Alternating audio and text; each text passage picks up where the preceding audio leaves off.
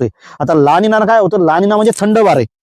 तर जेवढी काही समुद्रातल्या पाण्याची जी वाफ होणारी ती मान्सून जे आपलं म्हणतो तो म्हणजे तोच मान्सून. थंड जी पाण्याची वाफ आहे ती भारताच्या उत्तर भारताकडे आपलं जी येणार होती, ला निनामुळे ती जास्त येते, म्हणजे प्रमाणापेक्षा जास्त येते, तर ओला दुष्काळ पडतो. हे झाले दोन परिणाम. यापैकी एक कोणता उरायला आपला एल निनो, म्हणजे गरम वारी राहिले ते वरती येणार, म्हणजे कुठेतरी पाऊस पडणार नाही, म्हणजे पडणार नाही असं नाही होणार. 50% बी जास्त पाऊस कमी पडेल, 40% पर्यंत पडू शकतो. 1972 सारख्या दुष्काळाची सिच्युएशन येऊ शकते. पण तेव्हाचा दुष्काळ आता दुष्काळामध्ये खूप साधर्म असणार आहे. आता जमिनीत पाणी आहे, साठे झालेले, पाणी साठा भरपूर आहे.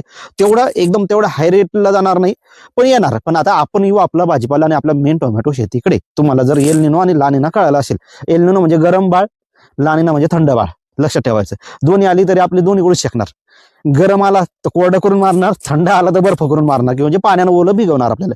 आता हे येणार म्हटलं होणार काय, मे जून हा एप्रिल मे जून, एप्रिल पासून जे उष्णता वाढवायला सुरुवात होणार, तर जून जुलै पर्यंत उष्णता कायम राहणार. जर उष्णता कायम राहिली तर आपली फुलधारणा, flowering, flower setting, plant management, पाण्याचा अभाव, या सगळ्या गोष्टी आपल्या टोमॅटो लागवडीवर परिणाम करणार. शेतकरी मित्रांनो, जर टोमॅटो लागवड करायची असेल, ज्यांच्याकडे पाणी कमी असेल, ज्यांना एल निनोचा इफेक्ट होणार असेल, त्यांनी आता लागवड सुरू करा. बाजारभावाचा विचार करू नका. जर ती परिस्थिती आली, बाजारभाव रॉकेट सारखे धावणार, हा माझा शब्द आहे.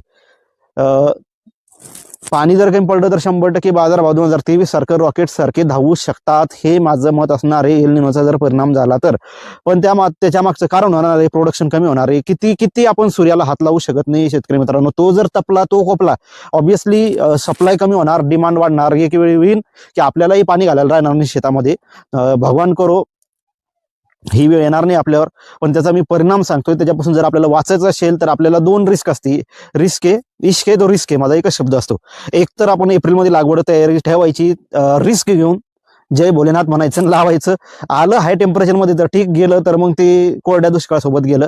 नाहीतर मग आता जानेवारी 10 फेब्रुवारी यात लागवड करायची. या बिटवीनमध्ये जरी घेतलं तर दोन्ही ठिकाणी आपल्याला सुवर्ण संधी आहे. हा जर येणाऱ्या जे काही व्हिडिओ आहेत याच्या माध्यमातून जर असं दिसत असेल, एल निनोचा खरोखर जर इफेक्ट होणार असेल, तर मात्र मग आपल्याला संधीचं सोनं, ज्यांच्याकडे पाणी आहे ते करता येईल. ज्यांच्याकडे पाणी नाही, कमी आहे, त्यांनी जास्त लागवड करू नका. कमी लागवड करून ते पाणी वाचवा आणि त्या पाण्यात आपल्याला पैसा करून घ्या.